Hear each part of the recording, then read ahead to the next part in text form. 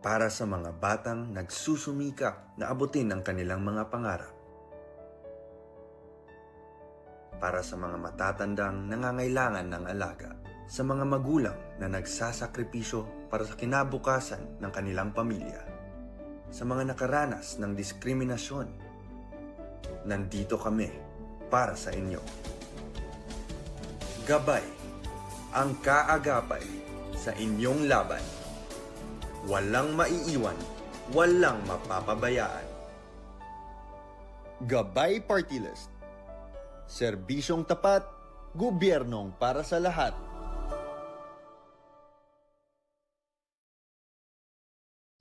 Magandang araw po sa inyong lahat. Alam ko po, hindi Huwebes. Ngayon po ay Miyerkules, no? Hindi. Ano ba ngayon? Ngayon po ay Biyernes pala. Talaga namang paiba-iba ng naiisip ng petsa, no? Ngayon po ay Biyernes at alam ko wala tayong Spokes Hour, no? Pero kahapon kasi, abay, ang daming nanood, no? Mahigit 1 milyon nang nanood kahapon. So nagpapakita na talagang uhawang tao sa impormasyon tungkol dito sa ICC at yung kontrobersya kung saan kinuha nga sa pamamagitan ng kidnapping ang ating Pangulong Presidente, dating Presidente Rodrigo Roa Duterte. Now, sinabi natin nung isang broadcast natin na ang nangyari kay Presidente ay arbitrary detention dahil ito ay gawain ng taong gobyerno na pilit na sinupil ang kalayaan ni Presidente Duterte at yung panunupil na yan na illegal, no? Dahil nga yung warrant of arrest ng ICC ay hindi naman nasilbi sa kanya sang-ayon mismo doon sa tratado na bumuo ng ICC. No, so ang ating assertion ay yung pagkakakulong niya sa kanya sa ICC ay arbitrary detention din, no? Dahil bagamat hindi sila taong gobyerno ng Pilipinas, sila ay tao ng ICC. At ang ICC sinasabi nila na may legal na basihan na kino-question naman natin. So tingin ko nga kapag matapos mapasok ang ebidensya na talagang merong arbitrary detention na nangyari labang kay Presidente at ang mga mahistrado ay hindi pa rin pinalaya ang ating Presidente, pati sila mananagot sa arbitrary detention, no, sa batas ng Pilipinas. Ibang usapan yun kung makukuha natin pagkatao nila, no? Pero kung kinuha nila ang pagkatao ni Presidente sa pamamagitan ng kidnapping, yan nga yung dahilan kung bakit meron tayong kasabihan na do not come to court with unclean hands. Kasi when you come to court with unclean hands, pwede kang bawian, no? Pwede sila mismong kidnapin at dalhin sa Pilipinas at hindi sila pwedeng umangal dahil ganyan nga ang ginawa kay dating Presidente Rodrigo Roa Duterte, no? Pero ang tanong ngayon, ang Presidente ay nakakulong sa Netherlands. Ang tanong, may pananagutan ba ang Netherlands? Kung sa talagang matapos ma-offer ang evidence na kinidnap ang ating Presidente, ay hindi pa rin palayain si dating Presidente Rodrigo Roa Duterte ng ICC. Well, ang sagot po dyan sa international law, meron po. Dahil ang basic principle sa international law, ang bansa na pumayag na gamitin ang teritoryo niya sa isang pamamaraan na nakakadanyo sa iba ay mayroong pananagutan sa international law. Sa Ingles, a state that allows its territory to be used in a manner injurious to another shall be responsible for the latter for an internationally wrongful act. Bakit po nagkakaroon ng pananagutan ang Netherlands? Kasi kung alam na niya na talagang naging biktima ng krimen ang ating dating presidente na naging dahilan sa kanyang pagkakakulong sa ICC at wala siyang ginawa, well, masasabi na rin natin na ang Netherlands, dahil ang kulungan ay pinatatakbo ng gobyerno ng Netherlands para sa ICC, ay siya mismong may pananagutan din sa ilalim ng international law, no? Hindi naman siya pwedeng magbulag-bulagan at bingi-bingihan dahil pag na-offer na ang evidence sa ICC, that's a matter of public record, no? At saka sa ngayon nga lang, ang aking assertion is, kung ako'y susulat sa Dutch government at pinakita ko yung mga videos ng mga pangyayari, talagang makikita nila na illegal yung pagkakahuli kay dating Presidente Rodrigo Roa Duterte. At matapos silang mapagbigyan alam na talagang sa pamamagitan ng kidnapping, ang sabi nga ni VP Sara, international extraordinary rendition, ang pamamaraan para makuha ang pagkatao ni Presidente Duterte at hindi nila linabas sa kulungan ang ating dating presidente, sila mismo ay merong pananagutan. Now, ang tanong, saan ka po pwede pumunta para mapanagot ang Netherlands? Well, depende yan kung sino ang magrereklamo. Kung si Presidente Duterte mismo ang magrereklamo, ang tingin ko ang pinaka-epektibong korte na pupuntahan niya ay yung European Court of Human Rights. Kasi kabahagi ang Netherlands doon sa European Treaty on Human Rights at talaga namang nakasaad din dyan sa kanilang tratado yung karapatan ng lahat ng tao na nasa teritoryo ng European Union, hindi lang mga Europeans mismo, lahat ng tao na narito sa Europa ay merong karapatan to due process, no? At ang due process naman ay kapareho ng due process na nakasaad sa ating saligang batas, no? No person shall be deprived of liberty without due process of law. At dahil nga kinidnap siya, pinagkaitan siya ng due process, no? Now, ang maganda dito sa European Court of Human Rights, ang desisyon ng European Court of Human Rights ay enforceable against a European member. So hindi siya Pyrrhic victory. Ang isa kasing forum na pwede rin puntahan ni dating Presidente Rodrigo Roa Duterte ay ang UN Committee on Human Rights. Napakadami na po namin kasong naisampa dyan na nanalo kami, nagkakaroon ng deklarasyon na yung ginawa ng Pilipinas gaya ng criminal libel na nagpapataw ng parusa ay labag sa karapatan ng malayang pananalita. Ang problema, parang inutil naman yung decision ng Human Rights Committee kasi pag inignore ng bansa, wala ka na magawa. Hindi gaya ng European Court of Human Rights na pwede mong ma-enforce laban sa Estado. Now, ang isa pang kumbaga balakid dyan sa remedyong yan ay kinakailangan mag-exhaust ka muna ng domestic remedies. No? Siyempre, dito sa ICC, kinakailangan mapresenta muna yung ebidensya na talagang kinidnap siya at magkaroon ng desisyon ang ICC na maen pa. Malay namin, pakialam namin paano nakuha ang taong yan. Basta importante, mabigyan siya ng fair trial. At yan ang tingin ko magiging desisyon ng Korte ng ICC. Sinabi yan ni dating ICC Judge Raul Pangalangan at yan talaga ang desisyon ng hukuman. Now, sa tingin ko mali yan, no? Dahil meron namang isang at least domestic constitutional court, ang Constitutional Court of South Africa, na sa tingin ko ay mas angkop sa prevailing norms of human rights law na hindi mo naman po pwede ituwid ang pagkakamali sa pamamagitan ng isa na namang maling pamamaraan. At ang sabi nga ng Constitutional Court of South Africa, no, na kapag ang pamamaraan ng pagkuha sa pagkatao ng akusado ay illegal, kinakailangan mawalan din ng jurisdiction ang hukuman.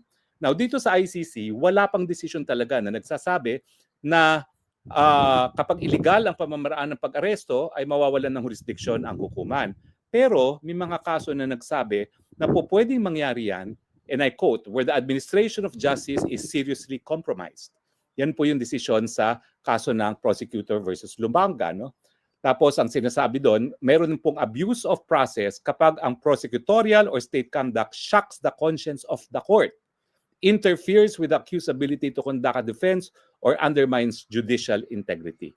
So ang issue dyan ay yung pamamaraan ba na talagang hindi man lang pinaalam sa kanya ang karapatan niya, hindi siya hinarap sa lokal na hukuman, ito ba ay shocking to the court na pwedeng mawalan ng jurisdiction ng hukuman.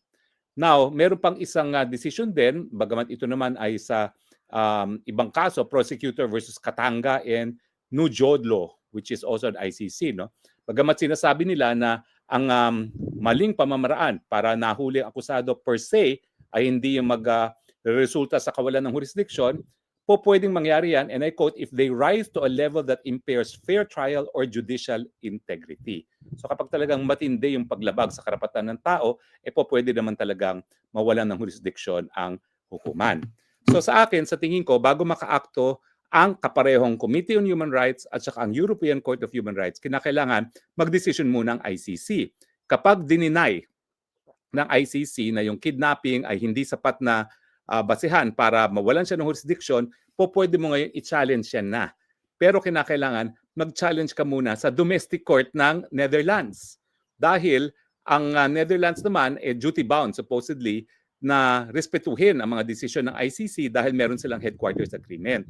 Pero kung sasabihin natin na yung desisyon ng ICC ay labag sa karapatang pantao na nakasaad sa European Court of Human Rights at dahil ang naghahawak sa pagkatao ng presidente ay ang gobyerno ng Netherlands at pinagbigay na sa Netherlands ang mga hukuman ay hindi sapat na basehan para mawalan sila ng jurisdiction, yan, pwede na si Presidente Duterte mismo ang maghain ng complaint laban sa Netherlands mismo, hindi sa ICC itself. Dahil ang Netherlands naman dapat, kung kahit ano pang usapan nila sa ICC sa headquarters agreement, kung meron talagang mga patunay na nalabag ang karapatang pantao ni Presidente Duterte at napakadami naman nating video kung paano si Torre at lahat ng kanyang mga kakuntsaba ay isinakay na sa pilitan sa isang private plane ng presidente ay kidnapping, yan po ay dahilan para umakto ang Netherlands na pawalan ang Presidente Duterte. Kasi uulitin ko, yung kulungan naman kung nasaan ngayon ang ating presidente ay pinapatakbo pa rin ng gobyerno ng Netherlands.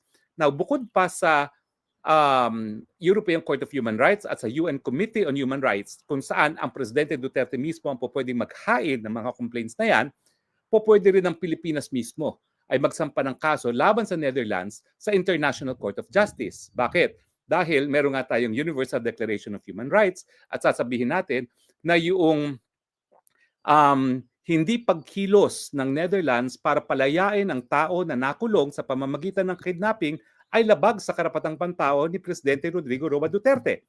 At dahil kasapi rin ang Netherlands dun sa Universal Declaration of Human Rights at saka dun sa ICP, yung International Covenant on Civil and Political Rights, yan ay isang paglabag doon sa mga tratado na ito, dahilan para magkaroon ng deklarasyon na dapat ipalaya si Presidente ng Estado ng Netherlands na uulitin ko, siyang umaaktong tagakulong ni Presidente Duterte dahil ang kulungan ay pinatatakbo ng Dutch government.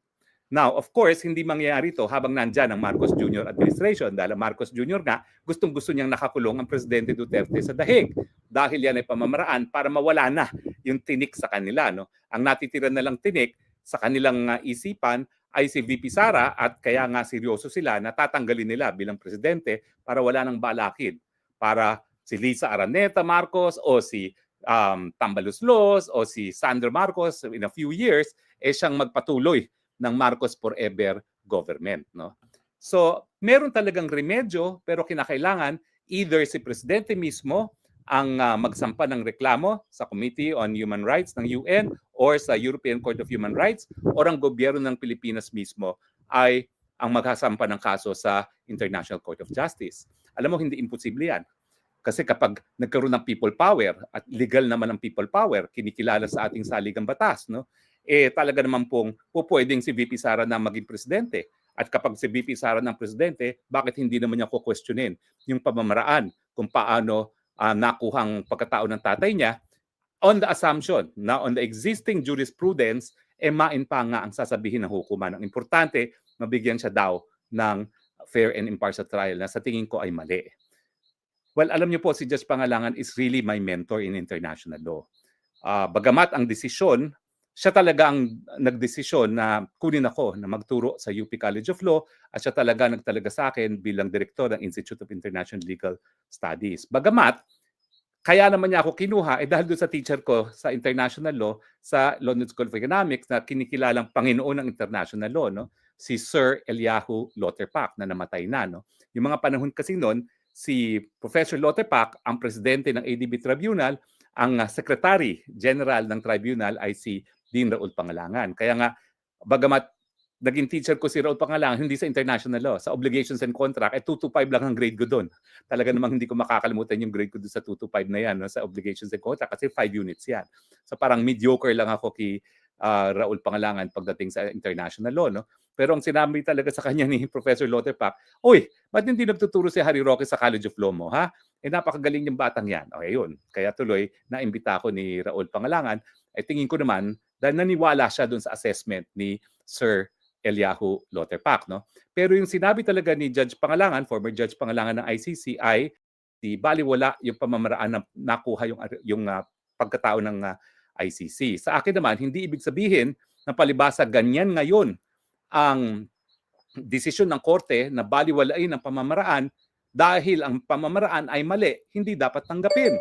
Kaya naman ako talaga, kung ako ang abogado, paglalaban ko pa rin yan dahil kinakailangan ma-overturn o mabago yung desisyon ng hukuman na baliwala yung illegality ng pagkakakuha ng pagkatao ng isang akusado.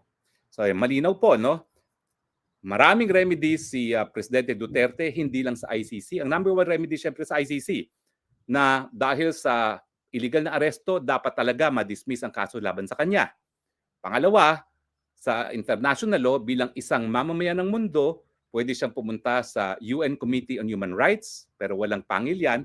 Ang merong pangil ay yung European Court of Human Rights dahil bagamat hindi siya European, siya ngayon ay nakadetene dito sa Europe. At pangatlo, yung Pilipinas can espouse or sponsor yung claim ng kanyang mamamayan na si dating Presidente Rodrigo Roa Duterte para nga sabihin na yung patuloy na pagkakakulong sa Netherlands ay isang paglabag mismo ng Netherlands sa karapatang pantao ni Presidente Duterte. No? Pero mangyayari lang yan kapag si Inday Sara Duterte na ang presidente. Okay. Now, napabalita rin na merong executive order si President Trump na nagsasabi na yung ICC prosecutor at lahat ng nagtulungan para kasuhan ang mga alyado ng Amerika gaya ni Netanyahu will be subject to sanctions. Ano yung sanctions na yan?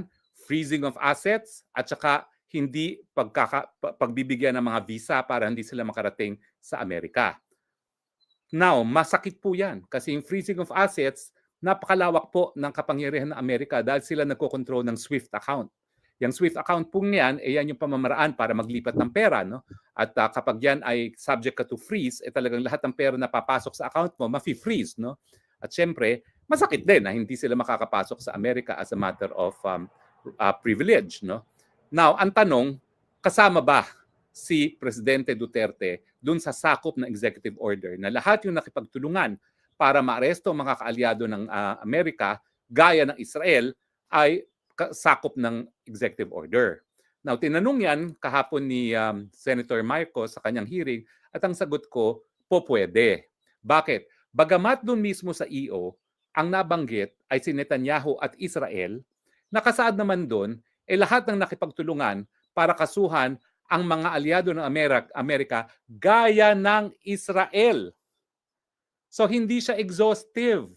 Kasi kung ang intensyon ay sakop lamang ang Israel, dapat ang sinulat doon is lahat ng nakipagtulungan sa pag-i-issue ng warrant of arrest laban sa mga opisyalis ng Israel. Pero ang sabi doon, lahat ng nakipagtulungan para makasuhan ang mga alyado ng Amerika gaya ng Israel, hindi siya exhaustive. Pwedeng kasama ang Pilipinas.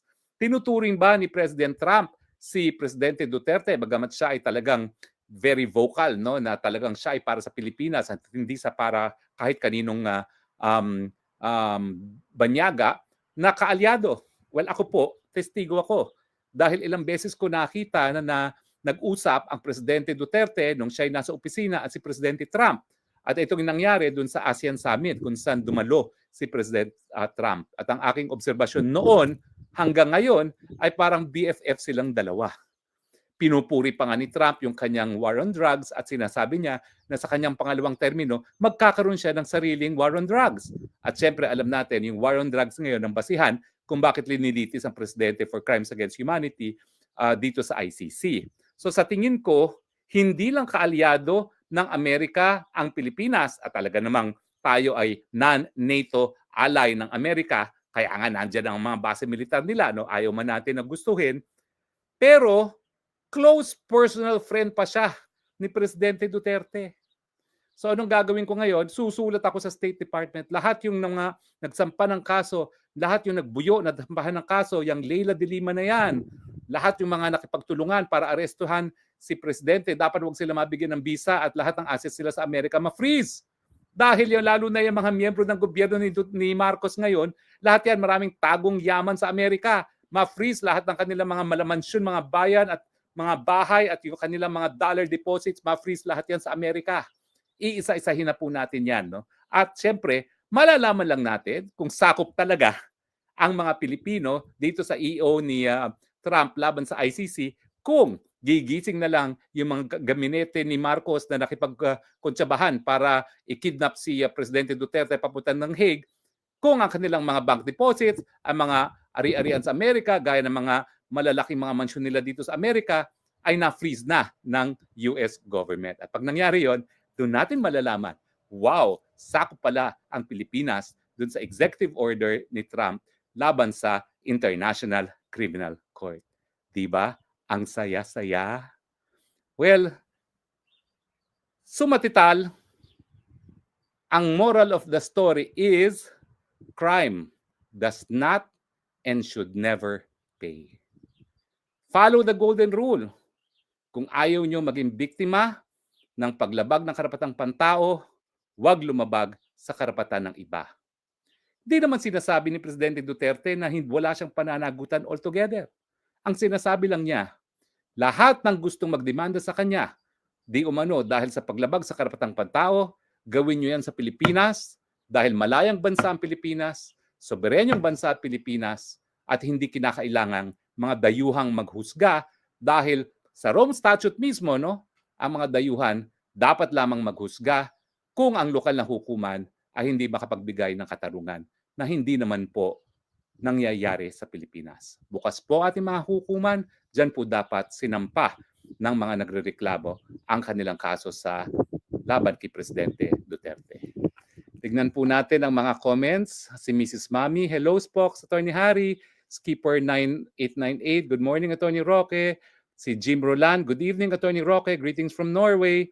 Si Marian de Guzman, hello. Si Driver Abroad, Sir Attorney, inaantok na ako, kakahintay, ha ha ha, we love you po. Thank you ha.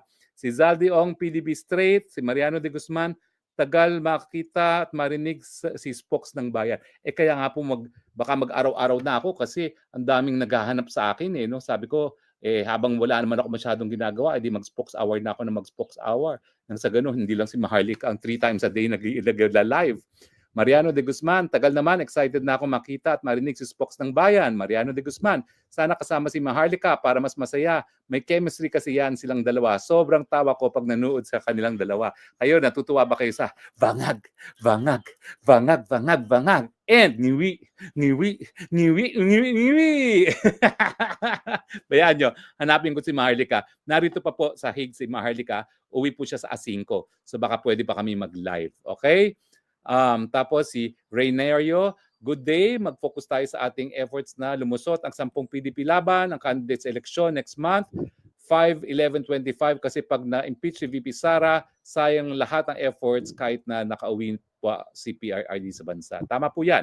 Vote straight PDP laban and vote gabay. Party list ang magsusulong ng tamang implementasyon ng universal healthcare, ng libreng tanghalian sa lahat ng nagugutom na kabataan at libreng irigasyon sa lahat ng kabukiran at syempre whistleblower law and freedom of information laban sa mga mandarambong sa gobyerno. Okay? Maria Paz Santos, waiting here at Dallas, Texas. Zelma Naidas, watching from Tucson, Arizona. Bogart Manson TV, thank you for being on the side of President Duterte in his ups and downs in life. Alam niyo po, hindi man ako pinakamagaling na abogado, hindi man ako pinakagwapo, pero mapagyayabang ko talaga, wala pong question ang aking loyalty. Pag ako naging loyalty hanggang huli. Kaya nga miski ginigipit na ako at pinupulbos na ako, I stand by Duterte as my president. Okay?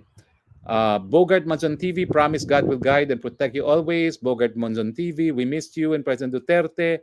Tapos Mayong Gabi, Spox. Iba yung si Ambrosia, salamat Spox. Lola ni Dora Christian, Ustancia, go, Bataan team, laban PDP. Yes, mga kabayan sa Bataan. Malditz Lacson, magandang hapon po. Enrique Makahina, ganda ng gabi, Attorney Harry.